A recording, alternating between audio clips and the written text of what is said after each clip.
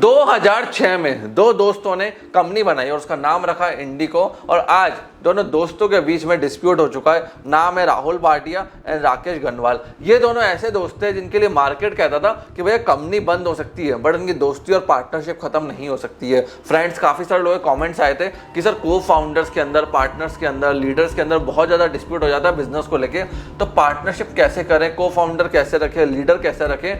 आज की वीडियो के अंदर मैं आपको सारी चीजें स्टेप बाय स्टेप एक्सप्लेन करूंगा। आप एक चीज समझिए, एक गलत पार्टनर आप लेकर आगे लीगल डिस्प्यूट हुआ, बिजनेस खत्म हो जाएगा।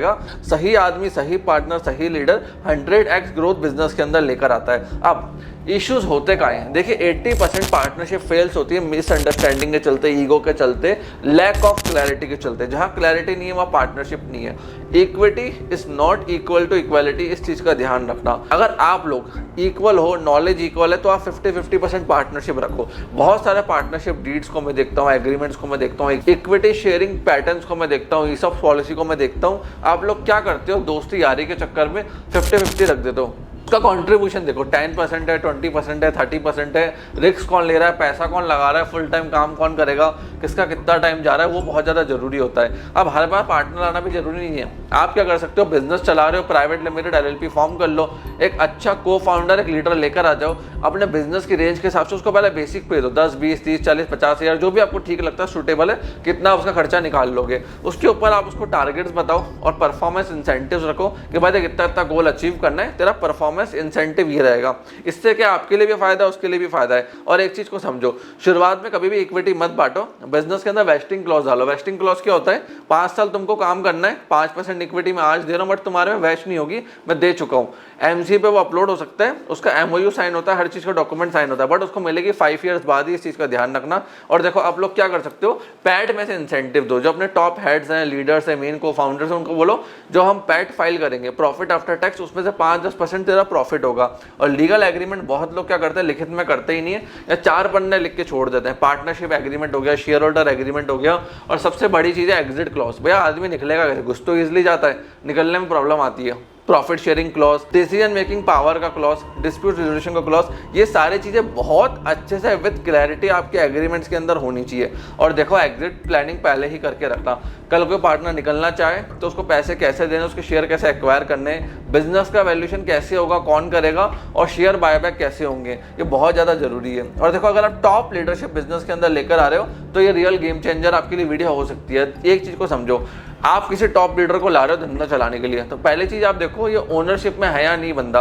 अगर सिर्फ सैलरी बेसिस पे आएगा, काम नहीं करेगा, 9 to 7 टाइम वेस्ट करेगा, कोई फायदा नहीं है। ओनरशिप वाले लोगों को लेकर वो धंधा आगे लेके जाते हैं। इंसेंटिव स्ट्रक्चर पावरफुल होना चाहिए। इसको रेवेन्यू शेयर कितना मिल रहा है, प्रॉफिट शेयर कितना मिल रहा है, परफॉर्मेंस बोनस क्या, इक्विटी शेयर कितना है। ये 4 चीजें अच्छे रखोगे, अच्छे नंबर पे अच्छा आउटपुट अपने आप आएगा। डिसीजन मेकिंग पावर दो, डेलीगेशन करो विद SOP। क्योंकि क्या है, अगर हर डिसीजन आप लोगे तो धंधा और बिजनेस ग्रो नहीं हो पाएगा, फिर पार्टनरशिप का मैटर नहीं रह जाता है। चीजों को समझे? तो इसलिए अच्छे से आप उसको डिसीजन डेलीगेट करने की पावर दो, बट विद प्रॉपर SOP दो। ट्रेनिंग का SOP सिस्टम बनाओ। अगर आप नया लीडर लेकर आ रहे हो, उसको प्रमोट कैसे करना है, कल्चर में डालना कैसे उसको। राइट हैंड मिनी CEO, ये आपका जो बंदा बनेगा उसको आपकी जगह डिसीजन लेना आने चाहिए, टीम हैंडल करना आने चाहिए, प्लस वो आपको फर्स्ट आउटपुट कुछ करके दिखाए। सीधा आदमी को ऊपर बैठा दोगे, नीचे की टीम खराब होती है। बहुत सारी कंपनीज इस मिस्टेक को कर चुकी है, इसको बोलते हैं हेलीकॉप्टर लैंडिंग। नया लीडर आया, उसने पॉलिसी चेंज करी, कल्चर समझ नहीं पाया, कंपनी बर्बाद होगी। स्टारबक्स के CEO के साथ ऐसे ही हुआ था। अभी 1-2 साल पहले उन्होंने फायरिंग कर दिया, हमने CEO को निकाल दिया। क्यों? बाहर से आया था, कल्चर नहीं समझ पाया, कंपनी का पूरा हिला दिया, प्रॉफिट नहीं चले गए, वैल्यूएशन नहीं चलेगी, उनको रातों रात उस CEO को फायर करना पड़ा। तो आप बढ़िया आदमी लाओगे, बढ़िया जगह से लाओगे, नहीं कर पाएगा। समझदार आदमी, राइट आदमी को लेकर आओ। जो पुराना CEO था उसने मैकेंसी के साथ काम करा था, जो नया CEO स्टारबक्स वाले लेकर आए उन्होंने कॉफी चेन के साथ काम करा था। तो डिफरेंस आता है प्रैक्टिकल ऑन ग्राउंड वर्किंग के ऊपर। और देखो पार्टनरशिप में जो बिगेस्ट रेड फ्लैग्स होते हैं वो कहाँ होते हैं? पहले चीज ट्रांसपेरेंसी नहीं है दोनों पार्टनर्स में, पैसा क्लियर नहीं है, कैसे भी बांट रहे हैं, कुछ भी कर रहे हैं, ईगो क्लैशेस बहुत ज्यादा है, ग्रोथ माइंडसेट बिल्कुल भी नहीं है, अकाउंटेबिलिटी बिल्कुल भी नहीं है। अगर ये सारी चीजें हैं, ये 4-5 रेड फ्लैग्स मैंने आपको बताएं, वो उस पार्टनरशिप को एंड कर देना, वो लंबी चलने वाली नहीं है। और किसी भी टाइम किसी भी पार्टनर का एक बार भी ट्रस्ट ब्रेक हो जाए तो उस पार्टनरशिप को छोड़ देना। घसीटोगे, टाइम वेस्ट करोगे, अल्टीमेटली डिस्प्यूट होना ही है। तो पहले इसको लेके खत्म कर देना। जहाँ ट्रस्ट गया वहाँ पार्टनरशिप, धंधे सब चले जाते हैं। और देखो एक चीज़ का ध्यान रखना, लोग क्या करते हैं बिजनेस के अंदर सोचते हैं कि भैया मैं ही सब कुछ कमा लूँ। टीम के एफर्ट्स होते हैं, टीम के साथ आप आगे बढ़ सकते हो। बिजनेस में हर एक आदमी का कंट्रीब्यूशन होता है। जैसे दीवार है, दीवार बनने में हर एक ईंट का कंट्रीब्यूशन होता है। और आपका माइंडसेट अच्छा होना चाहिए, लोग अच्छे होने चाहिए। धीरू भाई अंबानी है, पकौड़े बेचता था, तेल बेचता था, एम्पायर बना गया, अच्छे लोगों को हायर करा, ग्रोथ माइंडसेट वाले लोगों को लेकर आया। अनिल अंबानी सब कुछ छोड़ के गए थे धीरू भाई अंबानी जी अनिल अंबानी के लिए, बर्बाद क्यों हुआ? अच्छे लोगों को कल्चर नहीं कर पाया, टॉप टैलेंट ट्रेन नहीं कर पाया, ग्रोथ प्रॉफिटेबिलिटी के बारे में नहीं सोच पाया और आज कर्जे में डूब गया। दोनों एक ही फैमिली से, मतलब दोनों एक ही आगे पीछे जनरेशन के थे। धीरू भाई अंबानी कुछ भी नहीं था, तेल बेचता था, पकौड़े बेचता था, एम्पायर बना गया। और अनिल अंबानी होते हुए भी सब कुछ डूबा गया। तो ये डिफरेंस आता है। और देखो बार बार आपके पार्टनर्स, लीडर्स बदलेंगे, कंपनी उतनी बर्बाद होती है। जैसे इन्फोसिस का एग्जांपल दूं, इसके क्या लीडर्स बार बार बदले, उस चक्कर में क्या ये इतनी ग्रोथ नहीं कर पाई। वहीं टीसीएस के जो लीडर्स थे, सीईओस थे, वो बहुत लिमिटेड बदले, बहुत कम बदले, लीडरशिप बहुत स्टेबल रही। तो वो टीसीएस आगे निकल गई, बहुत जल्दी $100 बिलियन का मार्केट कैप भी क्रॉस कर गई। तो ये बहुत ज़्यादा जरूरी कि लीडर्स आपकी कंपनी में आए तो 5 to 10 ईयर्स, एटलीस्ट 5 ईयर्स टिके और 10-15 ईयर्स टिक रहा है अच्छा लीडर, तो बहुत अच्छी बात है। उसके लिए प्रोफेशनल। और एक चीज़ देखो, इन्फोसिस में मल्टीपल को फाउंडर्स थे, एक नहीं थे, 7-8 को फाउंडर्स थे। बट वो कंपनी क्यों चली, क्यों इतना लंबा स्केल अप कर गई? एक तो जितने भी पार्टनर्स थे सबकी सैलरी फिक्स थी कि इतना ही मिलेगा, इतने परफॉर्मेंस पे इतना पैसा।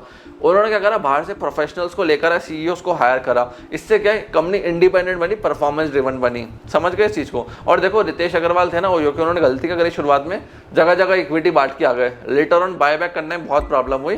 तो इक्विटी नहीं बांटनी है, इक्विटी वर्जिनिटी की तरह ध्यान रखना, गलत जगह बांट दी प्रॉब्लम हो जाएगी। तो इक्विटी सोच समझ के बांटनी है, ठीक है। अर्ली स्टेज में इक्विटी का डायल्यूशन मत करो, धीरे धीरे करो। 1-2 साल 4 साल बंदे को रखो अपने साथ, उसका काम समझो, समझ में आए, फिर उसको इक्विटी दो, फाउंडर बनाओ। फाउंडर बनाना और को फाउंडर बनाना और पार्टनरशिप के अंदर जाना एक डेटिंग और शादी वाला कल्चर। आप इस चीज़ को समझो। शादी आप क्या पहले दिन मिलते ही कर लेते हो? नहीं ना, 6-8 महीने डेट करोगे, फिर रोका होगा, फिर शादी होगी। सेम उसको बिजनेस में लाओ, काम समझाओ, 6-8 महीने उसके साथ काम करो, प्रैक्टिकली देखो काम पे ये परफॉर्म कर पाता है नहीं कर पाता, प्रेशर में कैसा काम करता है, रियल वर्किंग में कैसा है। मैं तो कहता हूँ 1 साल का टाइम लो, उसको वो भी ले, आप भी लो। उससे क्या क्लैरिटी आती है कि क्या कर पाएगा अच्छा और क्या नहीं कर पाएगा। जैसे जोहो के फाउंडर ने करा, थोड़े टाइम तक लोगों को रोक के रखा, धीरे धीरे उनके साथ काम किया, समझा। जो अच्छा परफॉर्मर था उसको ESOPs दी, इक्विटी दी, लीडर बना दिया। जो खराब था उसको बाहर कर दिया। और देखो आप है ना, बिजनेस के अंदर वर्स्ट केस सिनेरियो प्लानिंग अपने जो पार्टनर्स उनके बीच पहले ही कर लो। बिजनेस लॉस में चला गया तो किस रेशो में भरपाई होगी? ऐसा तो नहीं डूब गया एंड में कोई किसी पे एक पे उंगली उठा दे कि भाई तू लॉस बियर कर सारा।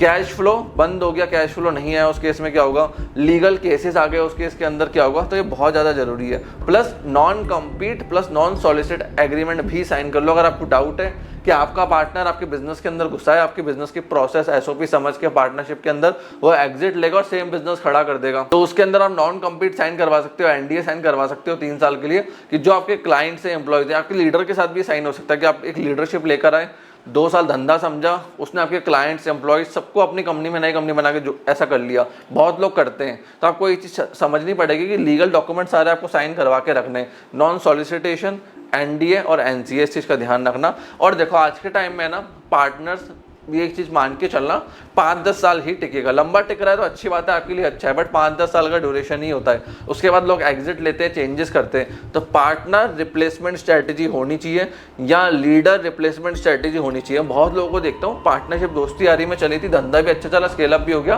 बट अब जो पार्टनर जा रहा है उसको सारी चीज़ें पता थी, आपके पास ऐसा कोई हायरिंग का स्ट्रक्चर नहीं था, वो रिप्लेस करने का स्ट्रक्चर नहीं था। बाद में बहुत दिक्कत आई। जैसे housing.com में बहुत सारे फाउंडर्स ने एग्जिट लिया, कंपनी के अंदर डिस्प्यूट हुआ, फाउंडर्स के बीच में डिस्प्यूट हुआ, बट बिजनेस को बहुत ज़्यादा प्रॉब्लम आई। तो बिजनेस इमोशंस पे नहीं चलता है, वो डिसीजन मेकिंग पे चलता है, ग्रोथ पे चलता है। इसके लिए SOPs होना, प्रॉपर काम की SOPs होना बहुत ज़्यादा जरूरी है। सो फ्रेंड्स, मैं आशा करता हूँ इस वीडियो से आपको काफ़ी ज़्यादा वैल्यूएबल इन्फॉर्मेशन मिली होगी। कोई डाउट क्वेश्चन रह गया है, कमेंट सेक्शन ओपन है, कमेंट सेक्शन में कमेंट करके पूछ सकते हैं। आपने वीडियो को यहाँ तक देखा, हम लोग सपोर्ट दिया, उसके लिए धन्यवाद।